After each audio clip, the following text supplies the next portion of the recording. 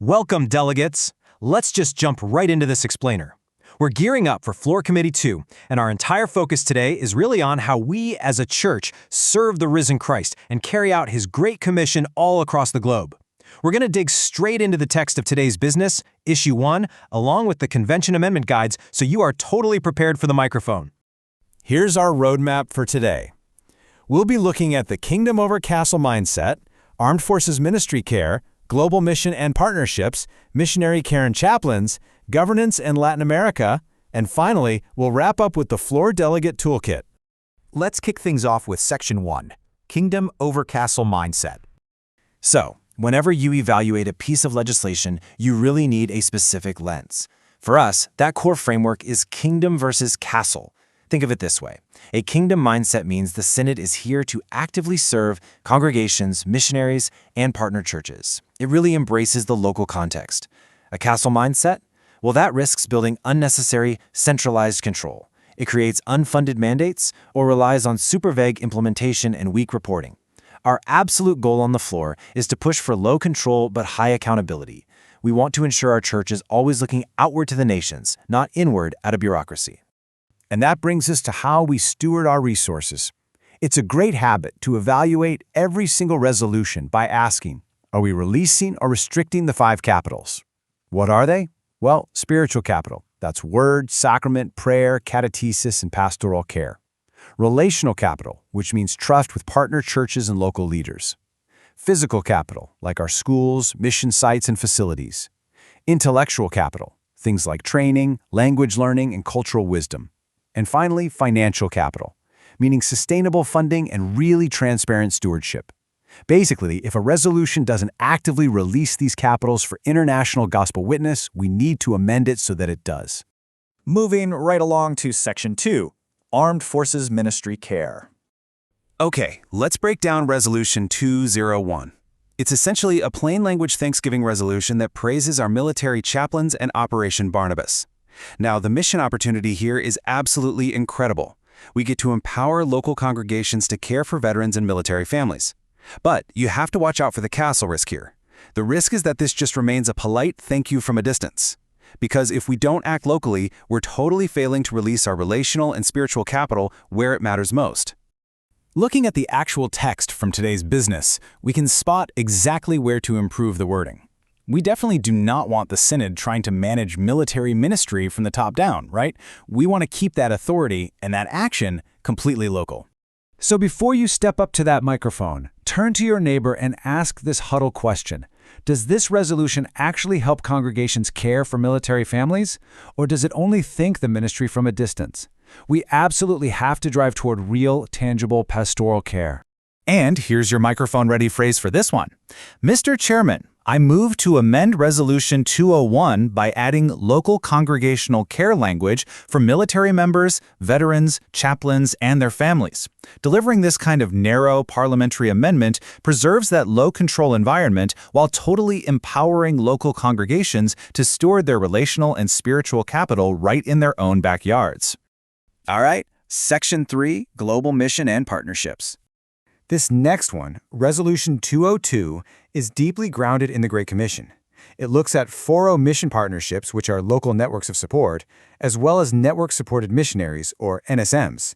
The opportunity here is fantastic. It aligns congregations and districts in a unified global mission. But check out the castle risk.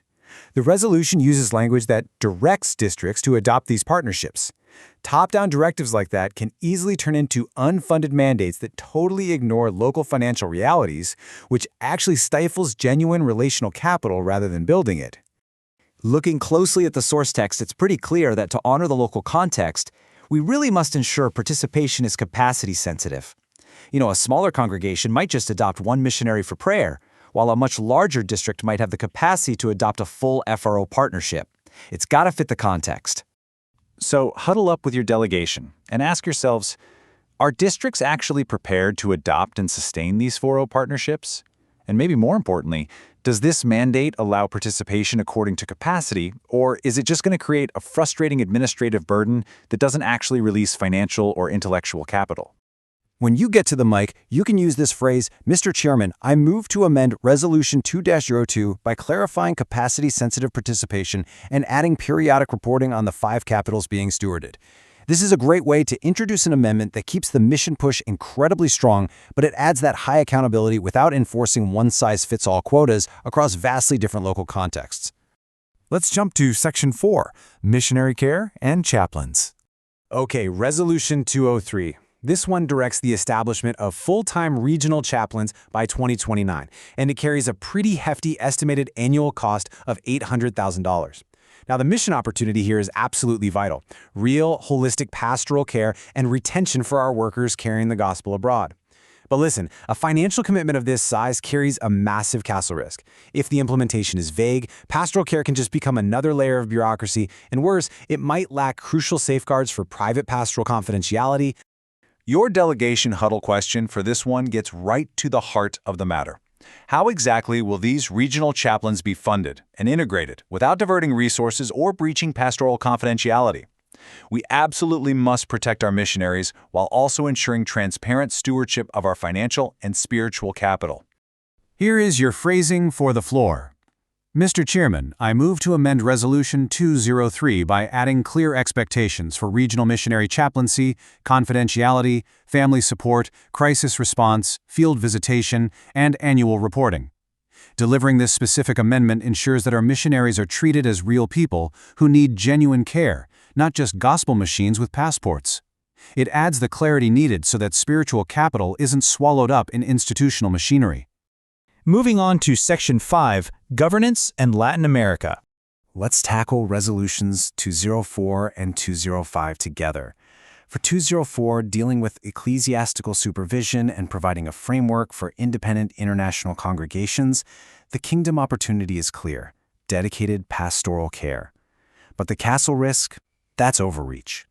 The amendment guide wisely suggests exploring an international circuit concept, which is super helpful for preserving low control and high accountability. Ask your delegation, does this clarify pastoral care without overreaching? At the mic, you'd say, I move to amend 204 to explore substitutes like an international circuit. This brilliantly releases physical and intellectual capital without usurping local governance. Now, looking at 205, celebrating 125 years of ministry in Latin America, the opportunity is future church planting. The risk? Purely symbolic praise without concrete next steps. Huddle up and ask, does this turn our thanksgiving into future mission? Then at the mic, you can say, I move to amend 205 to prioritize Spanish language resources and theological education. This perfectly releases intellectual and financial capital, keeping our eyes focused on concrete next steps instead of centralization. And that brings us to Section 6, the Floor Delegate Toolkit. Let's pull this all together into a ranked priority list for your amendments. You really want to focus your energy on tweaks that directly improve accountability and the stewardship of the capitals. Number 1 is amending 2-03. That is your highest priority because of the funding and confidentiality stakes involved. Next up is 2-02 to ensure capacity-sensitive participation, and then 2-1 for local military care. And please note what's totally necessary. Do not try to rewrite entire resolutions from the floor. Keep things to narrow, surgical tweaks. Now, when you actually step up to that microphone, follow these steps like a checklist. Always address the chairman fraternally. State your motion with absolute clarity. I move to amend. Speak very concisely about how your amendment better stewards the 5 capitals. Ask the floor committee direct, clarifying questions rather than assuming any motives. If you need to, remember you can revise or withdraw an amendment. Just maintain a firm, charitable, and mission-minded tone the whole time. This ensures your voice is useful, confessional, and strictly parliamentary. Finally, here's a master amendment paragraph you can adapt for almost any resolution that comes up. It reads, Resolved that implementation of this resolution be carried out in a manner that strengthens local and international gospel witness, honors appropriate ecclesiastical supervision, supports missionaries, and stewards the 5 capitals. It perfectly captures that balance of low control and high accountability. Because ultimately, before you cast a single vote on the floor, you have to look at the legislation and ask yourself, are we building a fortress to protect ourselves? Or are we storming the gates to send his people out to the nations to serve the risen Christ?